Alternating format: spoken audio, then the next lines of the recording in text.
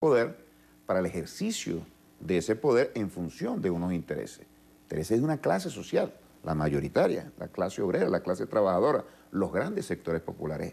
Hay ahí una identidad de intereses y una identidad en cuanto a la visión de cómo se desarrolla un país. Y eso nos permite a nosotros, en lo concreto, hay que hacer recortes. Bueno, recortaremos en la construcción de edificaciones, en los puentes, en las avenidas, en las carreteras, cosas que pueden esperar, que no existen ahora y pueden esperar. Son gastos prescindibles en este momento.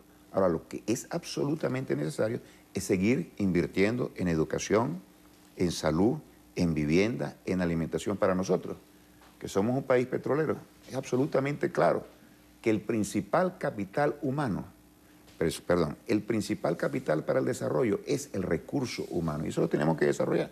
Eso es uno de los grandes méritos de esta revolución, haber ubicado el tema social en el centro de la agenda política y en cada una de las reflexiones en relación a las decisiones que se toman en el ámbito gubernamental. Podríamos preguntarnos perfectamente, eso lo hacemos nosotros y lo hemos demostrado por 15 años. Hemos pasado por problemas difíciles, incluso más complejos que este.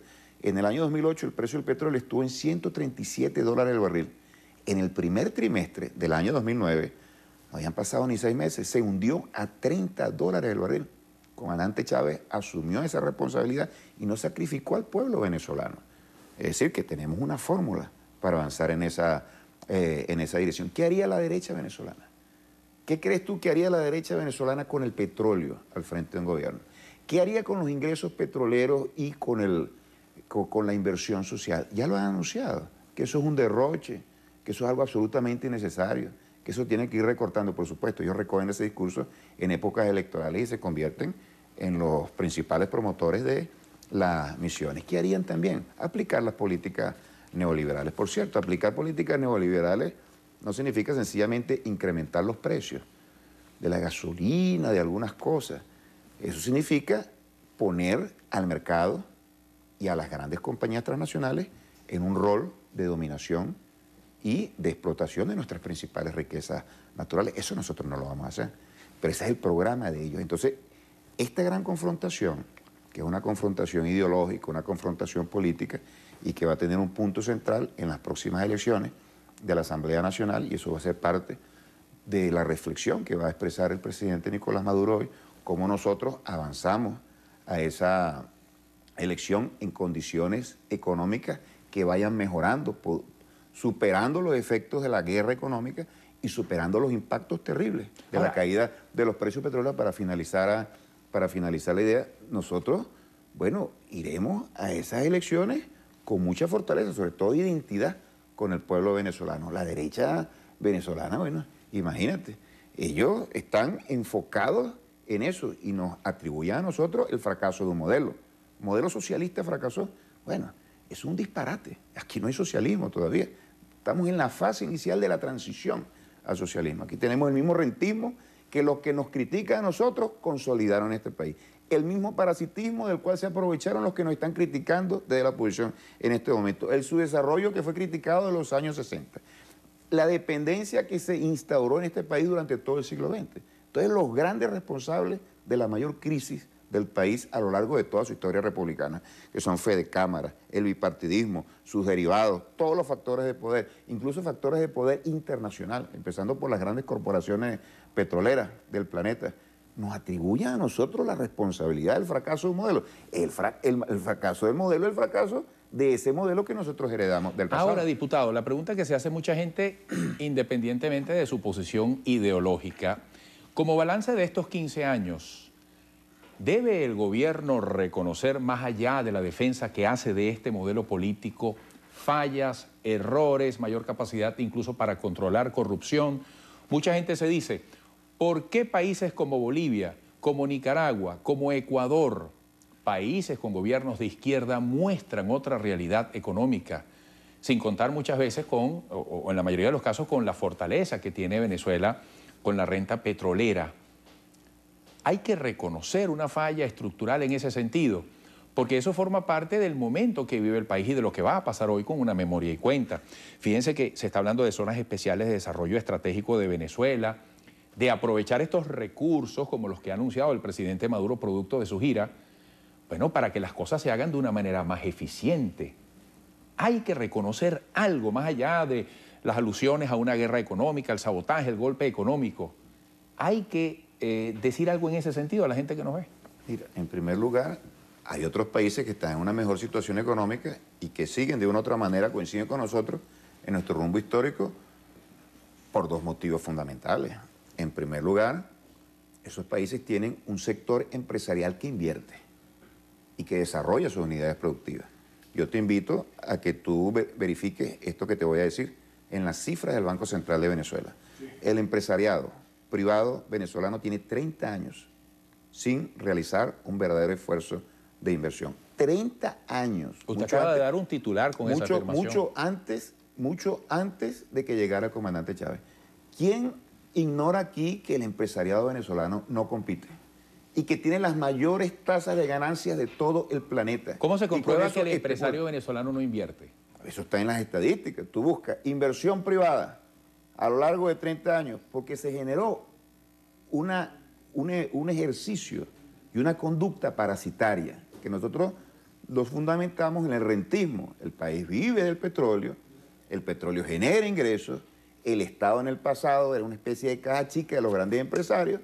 Para tener grandes ganancias no es necesario invertir, sino tener el control del Estado, y de ahí se succionaron cientos de miles de millones de dólares. Eso que invierte el país en este momento en lo social era lo que se robaban los empresarios. ¿Tú sabes cuánto dinero hay fuera del país?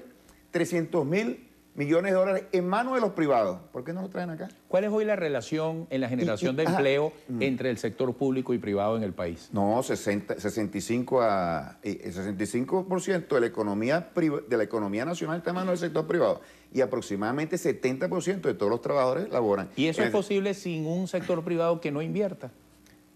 Es que el modelo económico, su improductividad, su atraso tecnológico, su atraso productivo, su incapacidad para resolver los problemas, radica precisamente en eso, que no ha desarrollado un músculo. Entonces, como no hay una economía sólida, la sociedad no se puede sustentar en su desarrollo.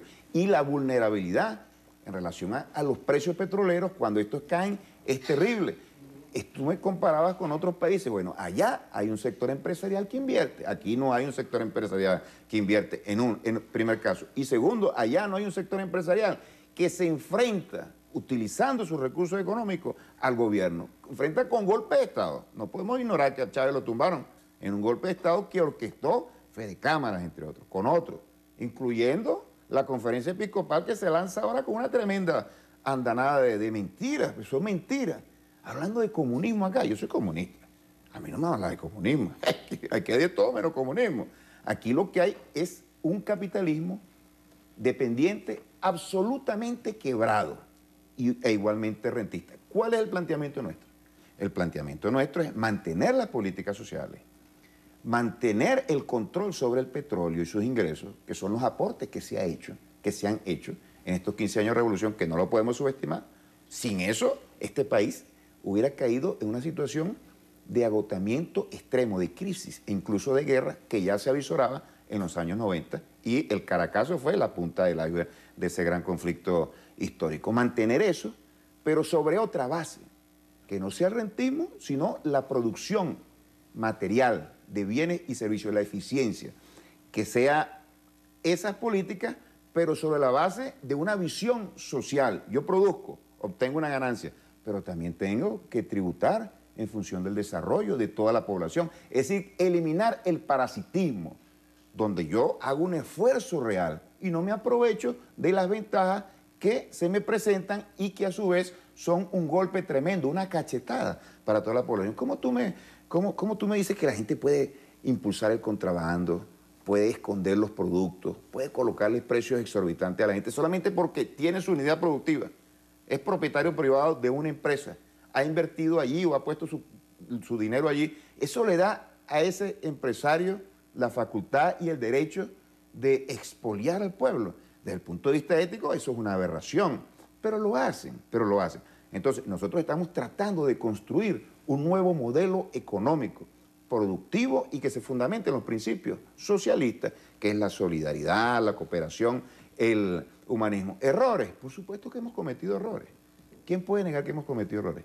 La única forma de no cometer errores es inhibirse en todo caso. Y bueno, ese es el mayor de todos los errores. Hemos reconocido nuestros errores y vamos a seguir superando. El principal error, para finalizar, permíteme 30 segundos, el principal error es no haber acelerado al máximo la transición en lo económico del modelo rentista al modelo productivo para darle sustentabilidad a todos estos avances sociales que se han dado. Pero eso lo vamos a iniciar. Ahora, lo tenía contemplado el comandante Chávez. Planteamiento fundamental del programa de la patria del presidente Nicolás Maduro va a ser anuncios interesantes de cómo acelerar en lo productivo, en lo distributivo y en la comercialización de los bienes y servicios mayor eficiencia. Tenemos que ser más eficientes. Tenemos que luchar de una manera mucho más rigurosa y efectiva en contra del burocratismo y en contra de la corruptela. Están haciendo señas seguramente para terminar. Sí.